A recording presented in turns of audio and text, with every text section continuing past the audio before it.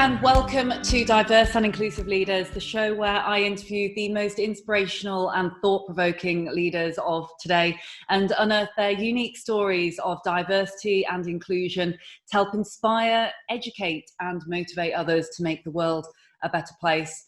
Today, I am very excited to be joined by the fantastic Thomas Ennis. Now, Thomas, who is, I'm very sure, very well known to all of you pretty much who are in Ireland, maybe perhaps not so much in the UK, but has a fantastic background spanning many, many years working within the food and the retailing sector. He's built a retail business in Dublin that employs over 250 people. He was actually expelled from school at 15, unbelievably, boxed internationally and then trained as a butcher before then moving up to the helm of some of the most well-known retail businesses such as Spar. And he now runs this multi-million business headquartered in Dublin.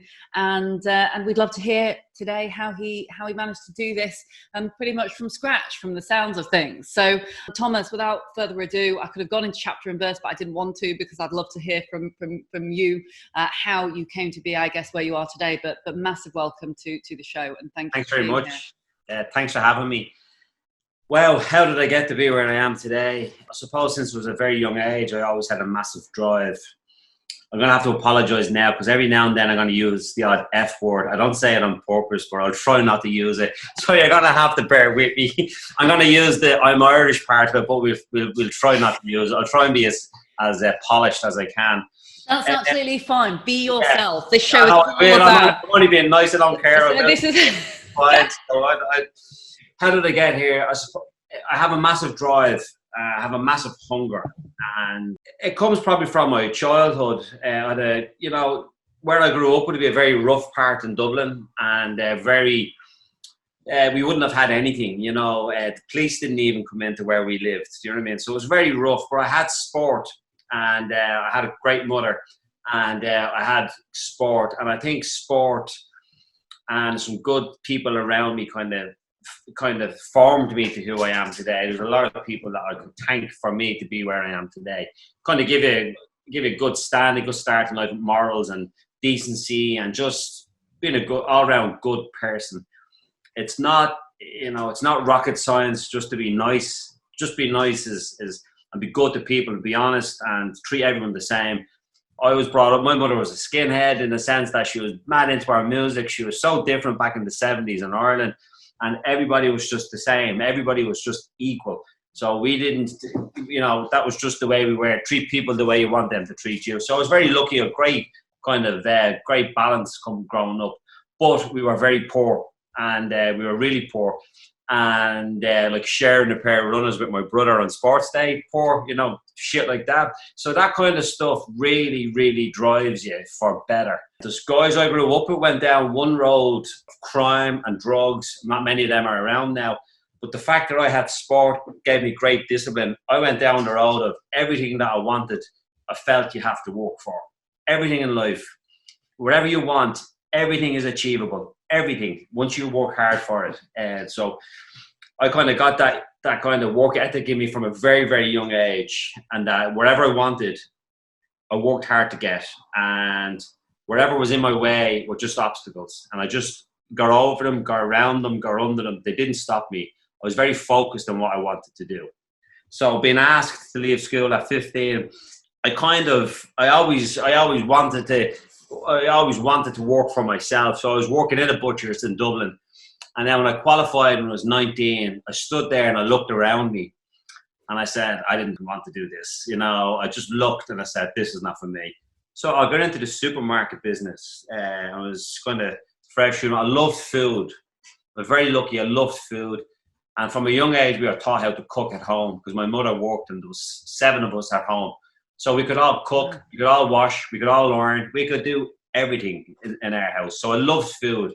So I I loved the meat business, the food industry. So I went to work for Super Value and I was in charge of the delis and fresh foods.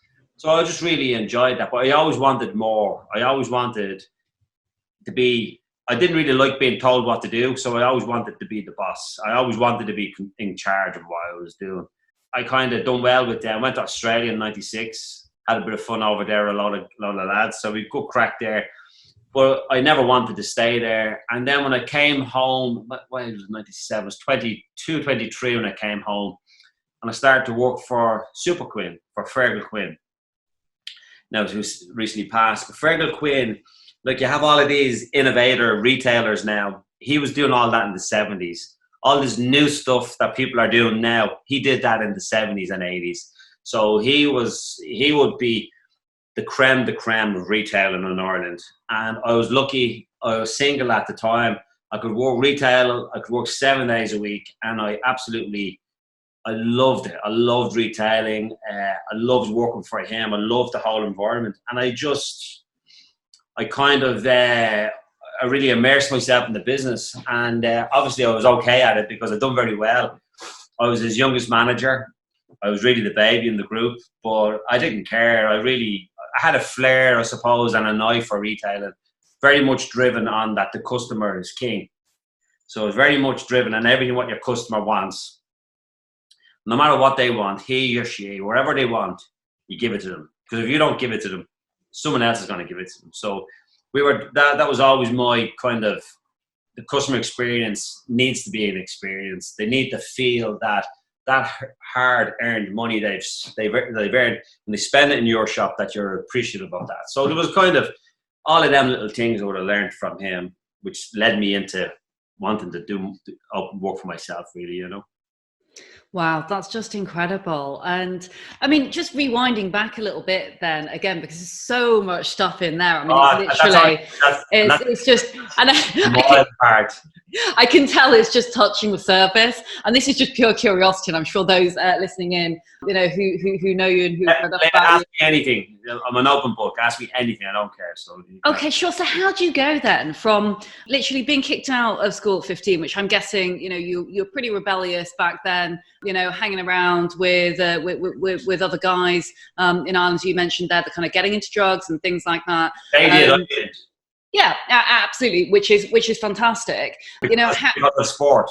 Yeah, because you had the sport, which was great, and obviously being in boxing, but still, you know, then it has connotations of being, you know, still quite brutal and such like. Yeah. I'm not saying that means that brutal people go there. You know, there's some, you know, great friend of mine, Stacey Copeland, you know, got a boxing title and, you know, is female and is doing great things. But, you know, I mean, boxing, you know, back then, you know, that's also, you know, pretty hands-on and pretty rough. And, you know, I guess from those who perhaps come from less privileged backgrounds, and, you know, this often happens on the show, we have people who are writing in, you know, who are, you know, on the periphery of deciding what they're going to do next, basically. And, you know, I think you are sometimes the product of your environment when you're young, because you're like a sponge. You so easily influenced around others. Yeah.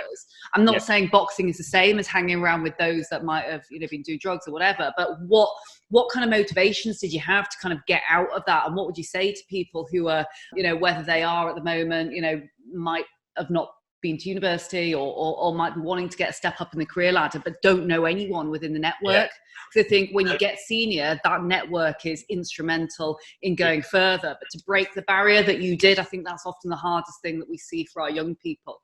I think I don't drink or smoke.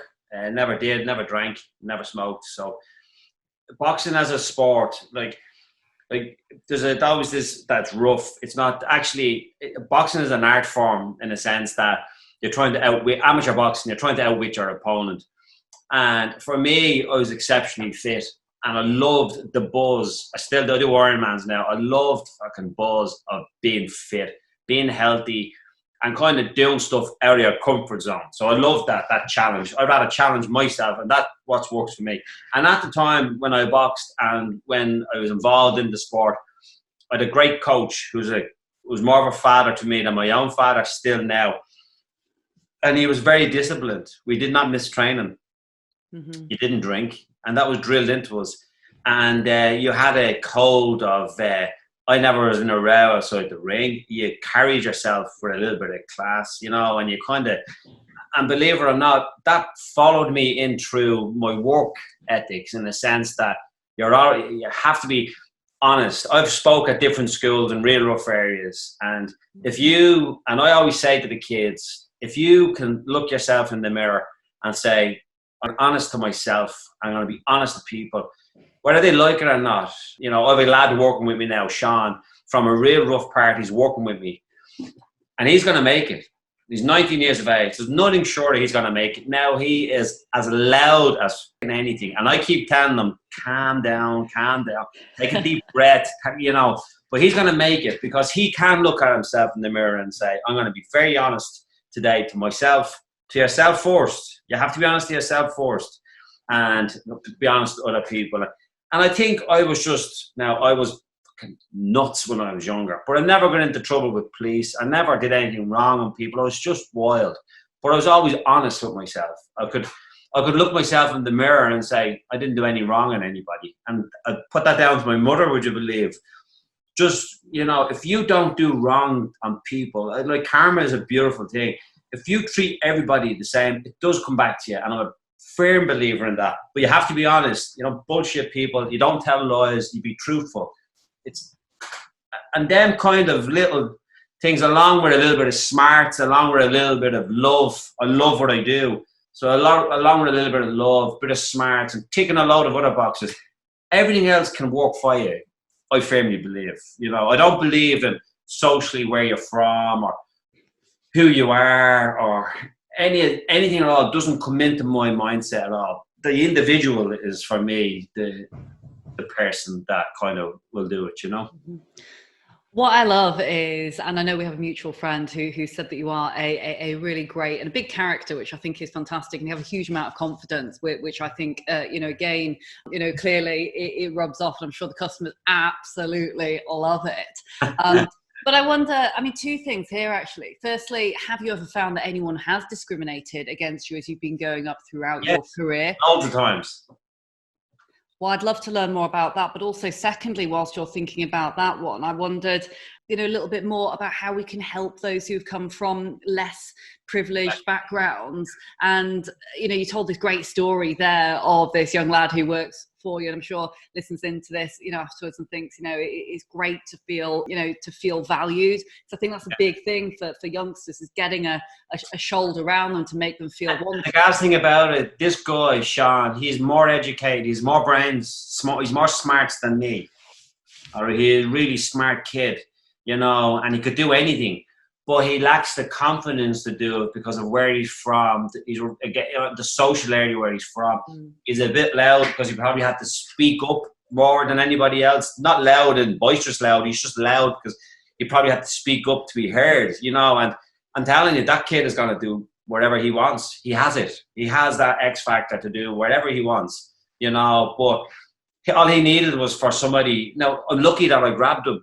He could have slipped through and he could have ended up working in something that he didn't like doing because no one grabbed him and said, listen, you can do this, you know. So I get a great buzz out of that. That absolutely motivates me no end, because people did that to me, and someone took me and someone said, listen, you know, this is, you know, and kind of molded me and did all them things to me. And where I was from and all that crap didn't come into it. You just knew that I was a good person and that I could do what they wanted me to do, you know.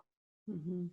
And that's so heartwarming to hear. You know, I love when I speak to leaders who have clearly been very successful, but what they want to do first and foremost is actually send the lift back down. And often is the case, like individuals such as yourself, Thomas, is someone gave you a chance when you were younger and you remember that, you'll never forget it.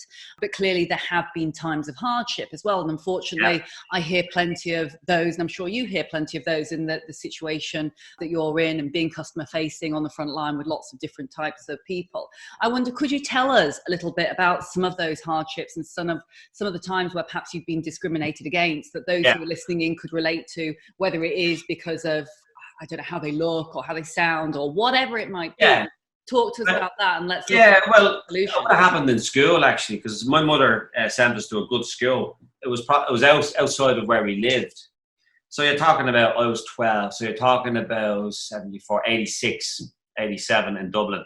Dublin's, at that time, was high unemployment. My father didn't work, had a drink problem, so he didn't work. So he wasn't a father figure. So the home wasn't really as I said, I had a great mother, a really, really good mother. I was never hungry, but I didn't have anything. But that didn't bother me, like, do you know what I mean? So it was fairly rough. But where she sent us to school was a nice part of the city. So she wanted us to get an education and wanted us to get out of where we were from. And actually, the first kind of social discrimination I experienced was from a teacher in the school when I was 12.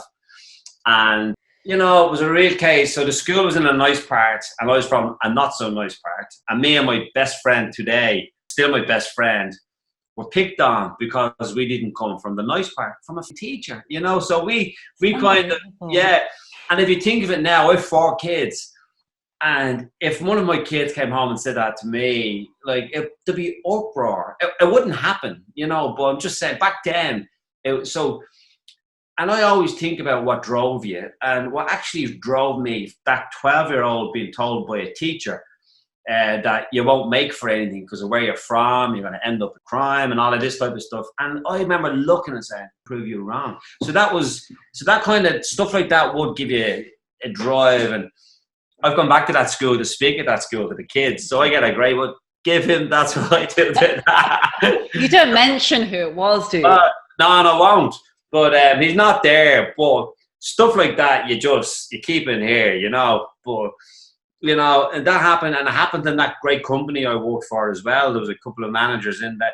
Because human beings are beautiful people and we're great and all of that. But there's an element of people that are just fucking nasty. And no matter what you do, they're going to be nasty all their life. And and there was 2 or 3 of them who were in that group that would have seen me progressing. And instead of giving you a bump up, 20 of them give you a bump up, but 2 or 3 of them be there taking shots at you, you know. And again, because of you would have been seen as a bit rough, you know, you're not polished enough for this business and all of this type of stuff. But so I like reminding them, if I see them, of what we've become. You know what I mean? But I like that. I'm not like that as a person, but 2 people in particular, I would.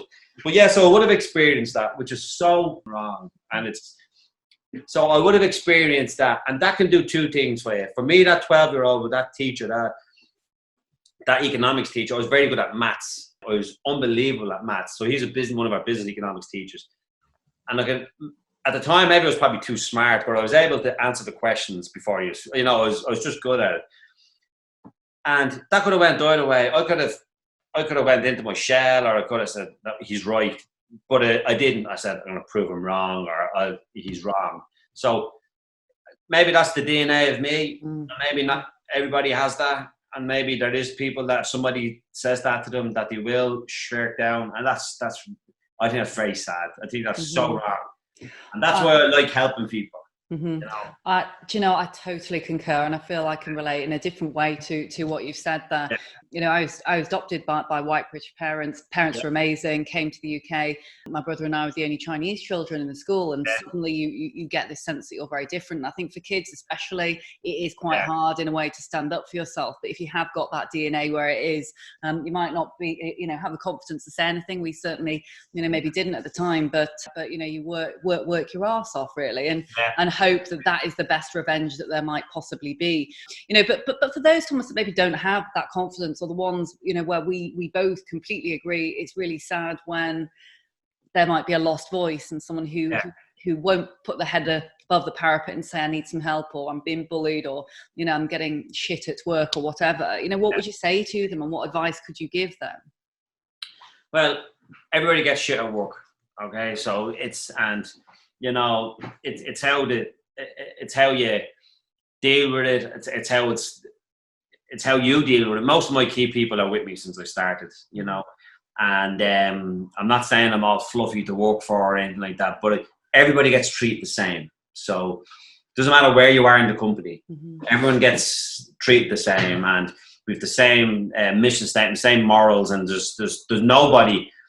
I let go of my first manager in 2005 because he didn't feel that the staff had to come on the journey with us. He felt that there was them and us, and there's no them and us in my business. It just doesn't exist. Okay, we're all not sounding too fluffy, but we're all, and we all want to come in, do an honest day's work at home, including me. So everyone's treated the same.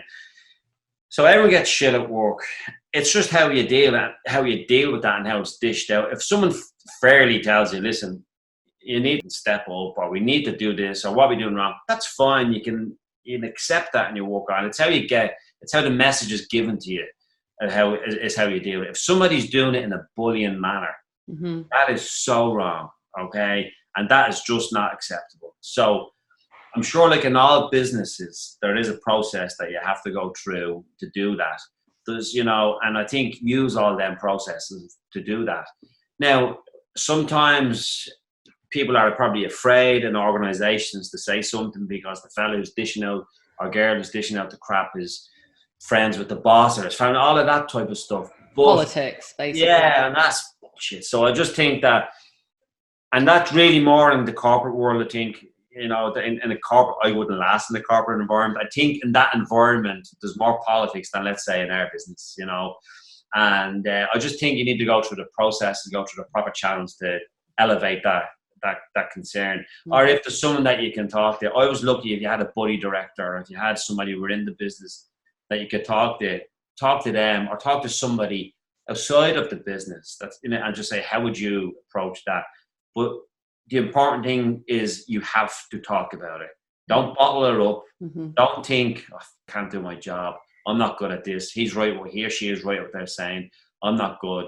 Don't let that get in. If you feel there's something on, you need to raise it up. If it's with somebody within the organization, or if it's somebody that that's in a similar senior role within an organization, ask them what they would do, but don't bottle it up, because it doesn't get easier. It gets into your head, and it ain't good, So always put your hand up to somebody, don't bottle it up.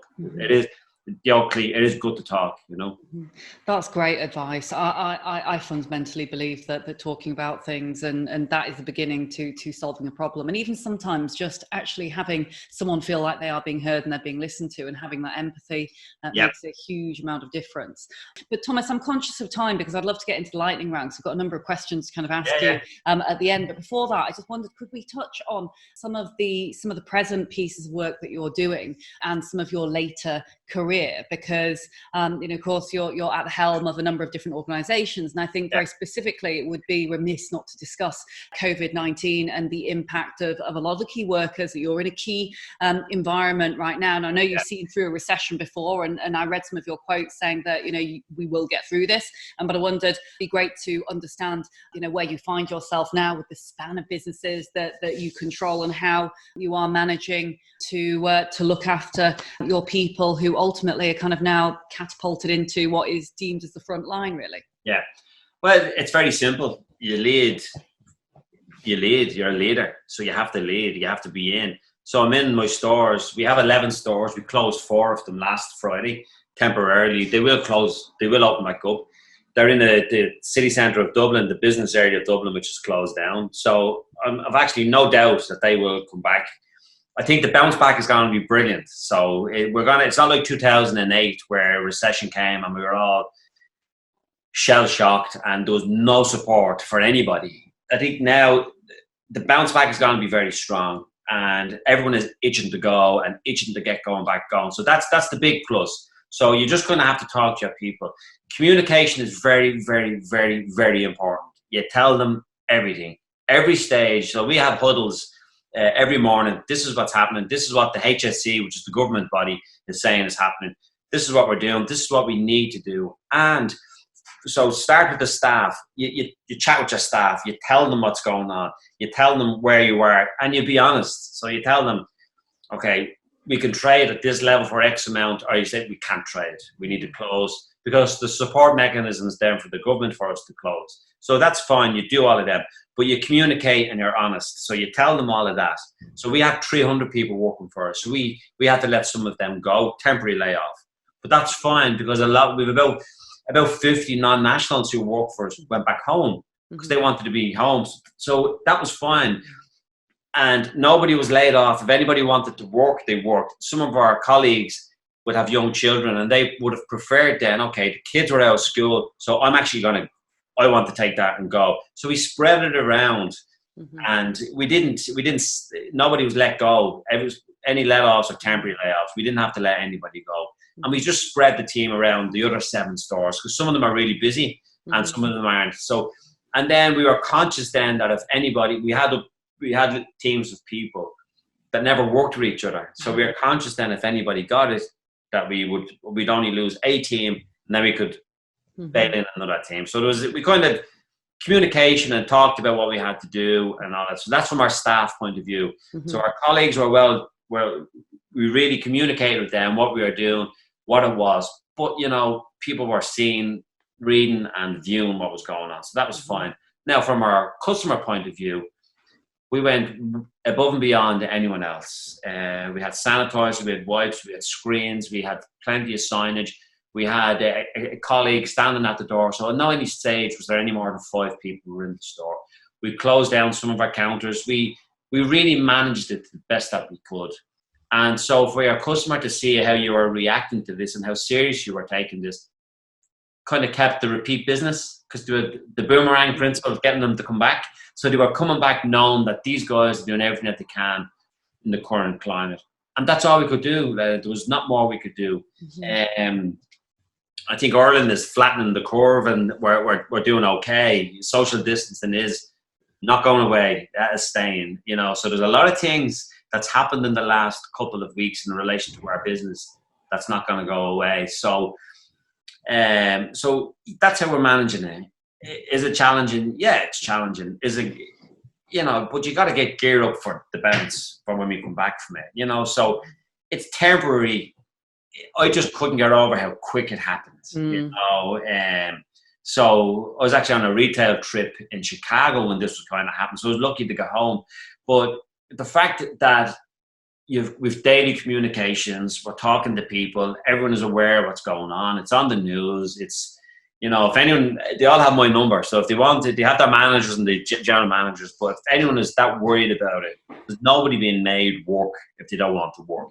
If you don't feel safe, that's fine. So, because as I said, when the bounce back happens, we'll need these colleagues back. So, we're doing everything we can. It is what it is. I'm not losing much sleep over it, I'll be honest with you. Control the controllables. It will bounce back and we'll be ready. So I love your positivity, Thomas. This is totally what we need, because they're advising don't watch too much news because it's too negative. So I think talking to people and, hearing about the stories of positivity and community that are happening all around us and with businesses is really wonderful. But I love that term that you used. I'm going to use that again, the boomerang principle. That's brilliant. And I think, when there's a great book. On. You read it in a day called Crowning the Customer, Fergal Quinn. Okay, my business mentor. Okay, he wrote that book. He owned Super. That was the late Fergal Quinn. So crowning the customer. Yeah, and he has a policy in it, and I live by it. The boomerang. I can sell you anything today, anything. The trick is to get you to come back tomorrow to buy something. I can sell you anything. The trick is the boomerang, get you to come back. That's the trick. So anybody can sell anything. It's to get you to come back to buy more. That's the skill. So the boomerang principle is get them to come back. I love that. Any tips and tricks? This is brilliant. There'll be loads of people listening and thinking, sales taxes, this is amazing. That's such a confident statement, being able to sell anything to anyone, but getting them to come back. That's the win. Yeah. But how do we do this? Well, I tell you, I opened up in 2005 in the middle of the Dublin city centre. We're the most competitive street, and I opened up and everyone around me was doing stuff. But what we did was we did it differently. We had in-house chefs. They didn't have that. We had that. We absolutely saturated people with service. They weren't used to that in convenience business, because in the convenience business, they usually go in and queue. No one should have to queue ever for anything. They're going in to spend their money with you. How dare you let them queue? They shouldn't queue. They don't have the time. So we did that. No one queued. We had plenty of staff, plenty of good food. And that's how we got, but I charged you for it. So you paid for it. You paid a premium on the sandwiches. You paid a premium on our products, but you didn't care because you got good service. You didn't queue. The shops were clean, award-winning stores, good service, good colleagues, all them things. And you paid for it. No one minds paying for them things when you do all them things. They only mind paying for it when you don't do any of that. Then that's being just screwing them. But, so we were able to do all of that, and that's what we did. Be different, you know. Look at your competitors.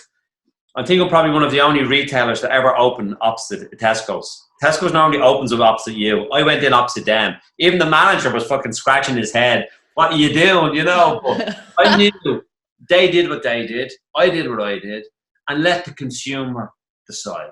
And I'm still here, so they obviously picked me, and they're still there as well. But you know, so you just have to have that. You have to be different. You have that confidence. You have to, you know, point of difference within your business. Don't be a sheep. Don't do what everyone else is doing. Be different, and I mean, whatever you do, do it better. That's brilliant advice, and it kind of answers my next question actually, which I think we'll have to head into the lightning round now because I want to get some of the questions in. I am conscious of timing, because I could sit here and ask you a million things. But what is your secret to success? And I know it could well be what you've just said then, but do you? And is there a secret to success? Treat people well. Okay. And what about? I'm going to give you. That includes customers, suppliers, staff, everybody. Treat people well, you know. Across the entire board. Everything. Okay. You know. And so I'm going to give you 30 seconds or thereabouts to answer each of the next questions, including that one. But I wonder, what does diversity, inclusion, and belonging mean to you personally? My eldest girl, she's gay. My eldest daughter is gay. So we I don't have my opinion on inclusion and all that. Is everyone to me is this, we're all the same. Like, we're all humans. I have a real funny approach to all of this. I don't really care who you are, what you are, where you're from, what you do. None of that stuff ever comes into my mind, ever. I'm talking to the person of who you are. If you talk to me and treat me with respect, you'll get it back. But if you don't, you won't get it back. And everything else around you as a person, that's your business. It's not my business. I just want to talk to the person. And if I get respect back from that person, that's fine. And I just think that should be for everybody. Like I was saying to you earlier on, that everyone's the same in the business from the top down. There's no, like, I'm here in a pair of jeans, pair of runners, and a t-shirt. I don't wear suits. So we're all just the same. Do you know what I mean? So it's, I don't know how that answers that, but you know, it answers it. It does answer it, and everyone answers in a different way. Yeah, and I feel that with other people as well.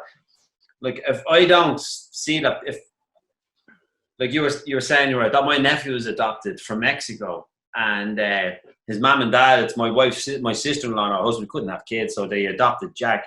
And we don't see anything in our house other than Jack. We don't see that from there. It doesn't mean anything, and that's just how we live our lives. Nothing means anything, you know. So, I love that.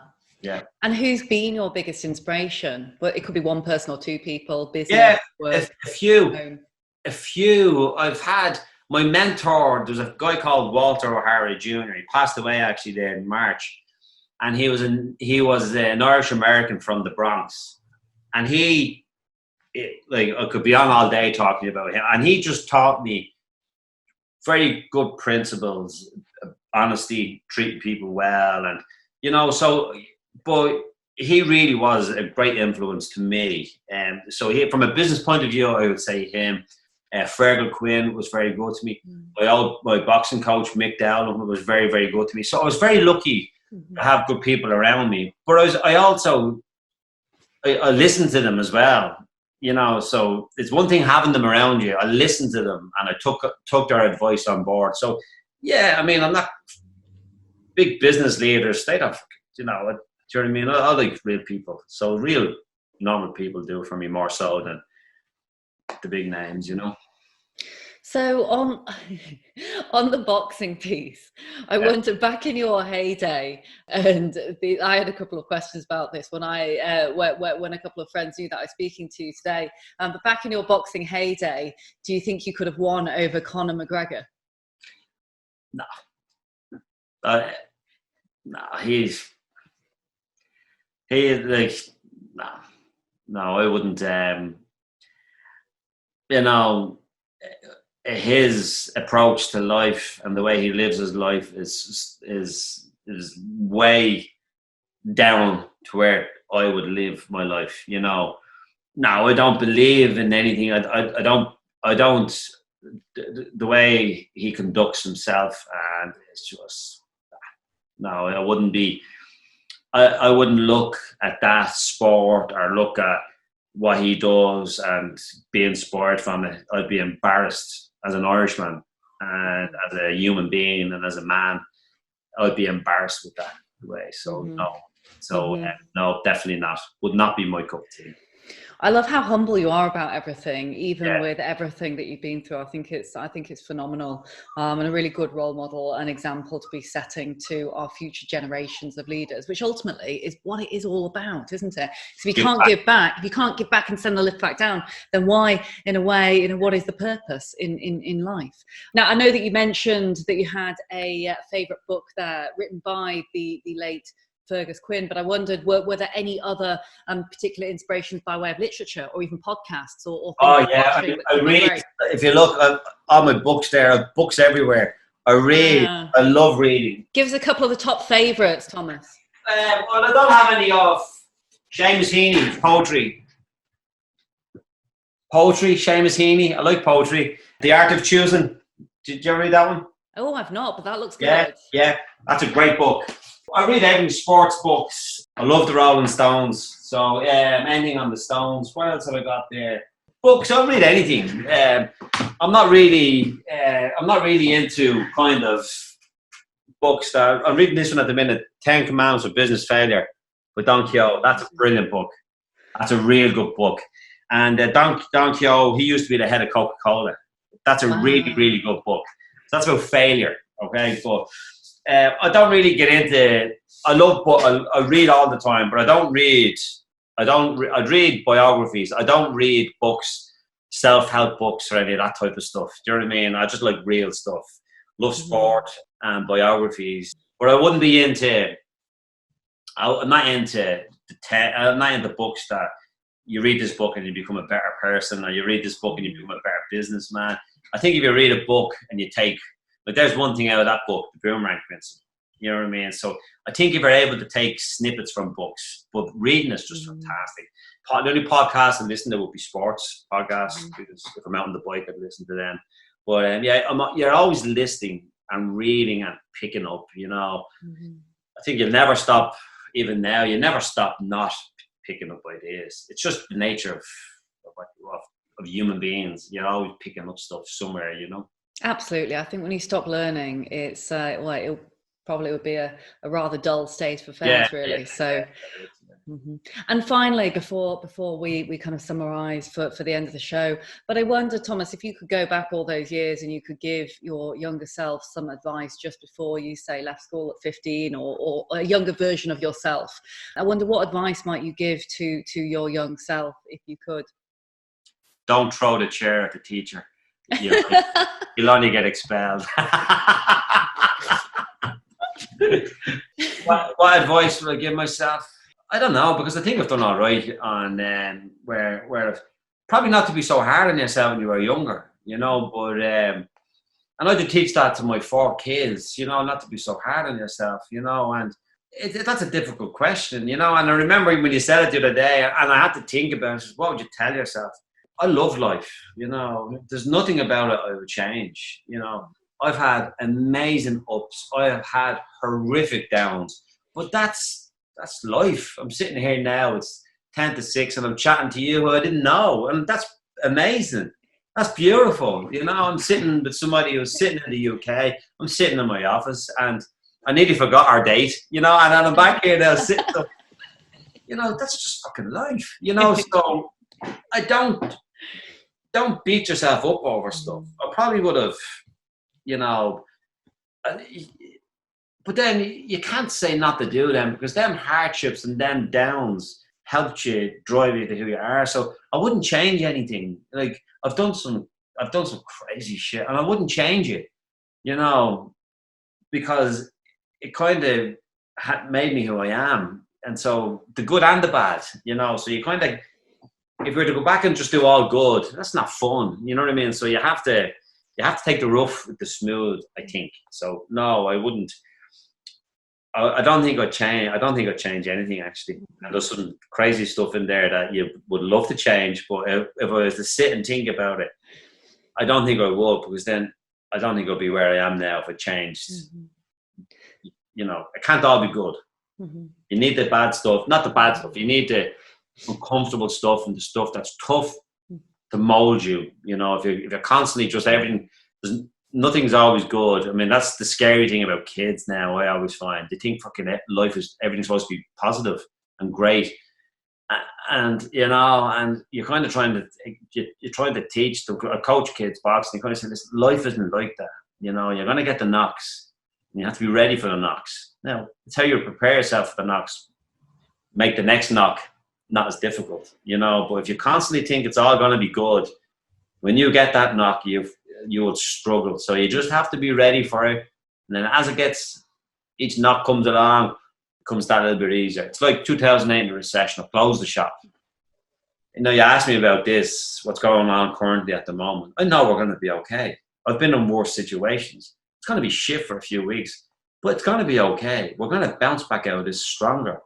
People will be better for it. You know, I think the human race is going to be better for it. I think if we take the positives out of this, we're going to be nicer to each other, because we've been too fucking fast with life, rushing along. You know, I'm walking the dog every day with my kids. I used to do that once, maybe twice a week. Now I'm doing it every day, and that's just amazing. So that's answers your question, I hope. It absolutely does. Thomas, I can't thank you enough for being here today. Honestly, it's been it's been a joy to chat with you. And I think, I normally do a summary at the end of each podcast, and I barely really know where to start with this. But honestly, I think some of the great things that you've said are, first of all, the story of resilience, I think that you told so beautifully and colourfully from where you were 15 and having almost kind of this lack of opportunity to being where you are now. I think it's an absolute testament to, you know, literally working your absolute arse off. And, you know, every leader that I speak to and every entrepreneur that I speak to, I often like to ask them that question, which is, what is the secret of success? And, you know, what have you done to get where you are? And, you know, every single individual, yourself included, says it's hard work as well. It's hard work. It's not given to you on a plate.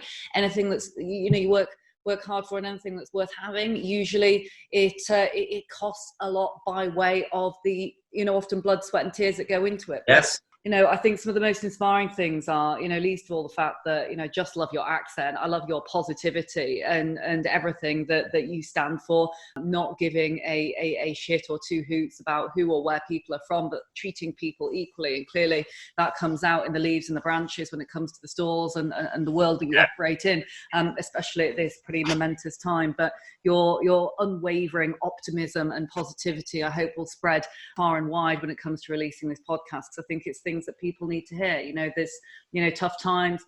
You often don't realize how great the good times are until you experience those bad times. And so having the positive mindset, pulling together and making sure that we all know we will come out of this, and there are worse things. You know, take the silver lining out of the cloud, which you've done, and spend time with the family and spend time doing things that you perhaps wouldn't make time for before. And often those are the things that matter more than anything, more than work and more than anything in the world, really. So, so thank you very, very much. No problem. You've been an absolute star, a real superstar, and I know I'm seeing you again very soon. Anyway, No worries. on a panel. So thank you very much. No problem. My name is Leila Mackenzie-Dellis, and you've been listening to the Diverse and Inclusive Leaders podcast show. I've been listening to Thomas Ennis today, who's been remarkable. I hope you've really enjoyed the story. If you've missed anything at all, you can watch on demand again via YouTube or any of your favourite podcast apps. We'll also put all of the key learning points and the show notes on the end of today's show. You can visit us at www.dialglobal.org/podcast. This will also go into the COVID-19 Learning Hub, which is now free for everyone. We'll also give you a free 30-day membership if you work for an organisation, because we want to support you in times of crisis. So do visit us again at www.dialglobal.org. Until next week, in fact, we'll see you twice every week now, because we're doing a lot around mental health, trying to support as many of you as we can. So we'll see you again twice weekly very, very soon. Thanks very much. Thank you so much for watching the Diverse and Inclusive Leaders podcast. Please do feel free to hit the like button below, or if you'd like to receive future notifications, do ping the notification bell here at the side. If you're interested in the audio version only, you can find it on the following streaming platforms. Any extra info and descriptions will be in the links below. Look forward to seeing you soon.